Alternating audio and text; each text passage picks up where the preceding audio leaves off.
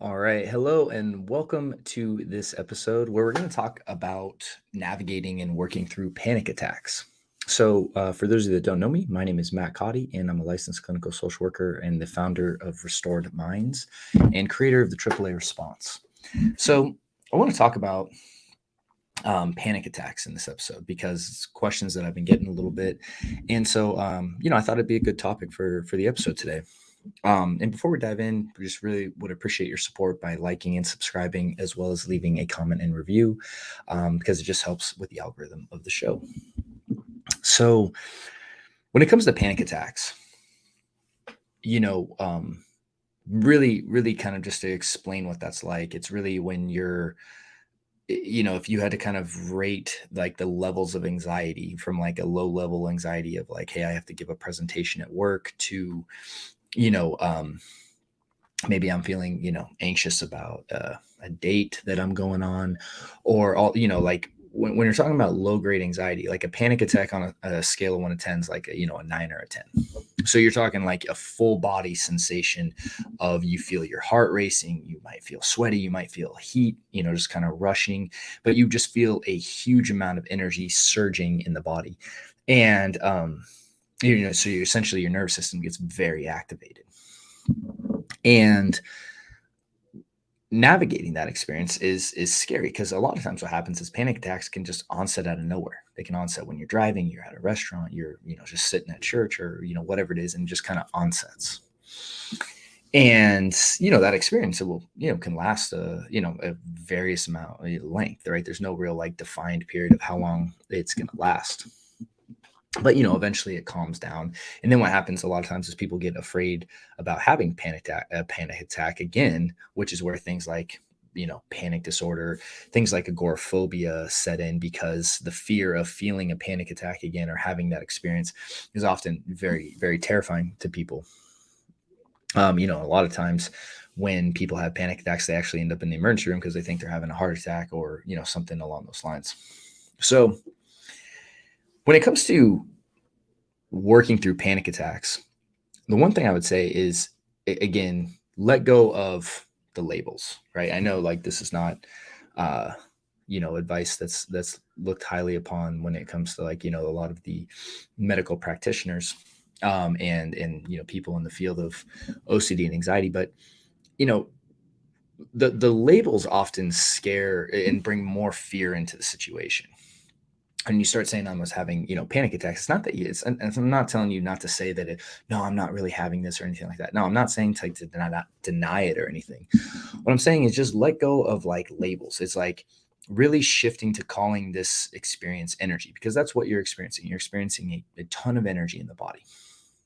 And I think calling it panic or anxiety causes another level of fear to set in of like, oh gosh, I'm having, I'm one of the, and then you might have all these preconceived notions about what people who have panic are like, and that I have a mental disorder, and that I have, I'm flawed now, I'm broken, and all these other stories come into the mix. And again, it's like if you're having this energetic experience, it's very uncomfortable. Okay. But your ability to not resist the experience is your key to success in this, right? Your ability to sit there and go, okay, here's what it is. And to really accept the experience, like, and what I mean by that is like when it's there, not saying like, I don't want this to be here, or trying to change the fact that it's here, because at that point you're now fighting with reality. No, again, I get like if you had a panic attack, like I've had panic attacks before, very, very intense, and very unpleasant. I'm just going to be transparent, right? I'm not going to try to tell you that it's a pleasant experience, but the key to them is your willingness to let the energy surface in your body and let it pass on its own accord. The moment you attempt to control, you're now resisting the experience. And again, like Carl Jung famously says, right, like what you resist persists. So if you are resisting the energy, and essentially it's like kind of taking a beach ball and pushing it underwater, what's going to happen? It's going to keep coming up, right? With anxiety, the key is to let it surface in the body. And again, anxiety exists on a spectrum. right? So let go of this idea of, well, I have general anxiety, social anxiety, and panic attacks and agoraphobia. And like, no, it's like, if you just look at it as a spectrum experience, and this is just where I am right now at this moment, you can kind of stop throwing all these stories into it. Because I guess my first piece of advice would be, let go of the stories around this. Like, let go of the stories that you're telling yourself, right?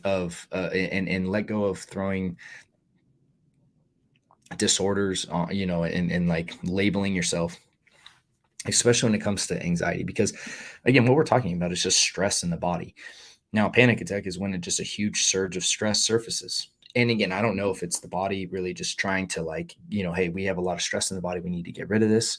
Or, and I mean, it could happen from an onset of like information that you received. I mean, there's lots of ways that stress can kind of just, surface up in the body. But the key is, again and again, I'm going to stress this, is to sit and be with that energy when it's there.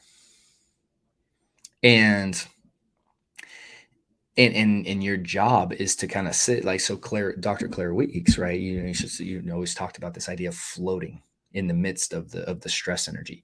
And what that really means is just like, yeah, I'm not telling you to like enjoy it and to like, you tell yourself that you're enjoying. No, of course not. But it's like, you need to be able to confront the energy when it surfaces in your body, and to allow it to be there, and for it to pass on its own accord, and it will pass. Right? It will pass. Now, if you're sitting there like, I'm going to allow this so it passes, you're not allowing it. You're not allowing it at that point.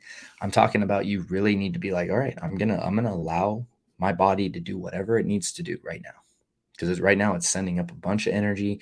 There's a bunch of energy coursing, and I'm just going to breathe. And again, bring your awareness to your breath is a good anchor point, because it's, once you anchor into the breath, you kind of have that point where you can hang your awareness on and just let the breath kind of go in and go out. And again, while this energetic experience is happening, right, you just are allowing it to surface, and just anchoring that awareness right into the breath, and focusing on the breath as it's going in, going out. And then again, you're just here. You're here right now. You know what I mean? Like, that is one of the hardest parts about panic attacks, is that people get so resistant in trying to control that experience and trying to get rid of them. And the paradox is that prolongs the experience. And then more importantly, usually creates more problems, because then you fear having them and all that. So your willingness to say, hey, I'm going to allow this energy to surface, and I'm going to allow it, my body to do whatever it needs to do to, let this energy pass and surface and discharge from my body. Because that's what happens, right? I mean, anyone that's had a panic attack, like, eventually it goes away, right? Like, the body knows how to discharge this energy. Your job is to really allow that process to happen, and to trust that your body can do that. It's when we get controlling and trying to fight and resist the panic that it creates more problems. So I just wanted to share those thoughts today on panic attacks, just because it's something that I've had gotten several questions about recently. So hopefully it's helpful. And and then we're going to talk about some just kind of different in like kind of in the next few episodes, we're going to talk about just some different things that come up with anxiety. So things like intrusive thoughts, things like depression, right?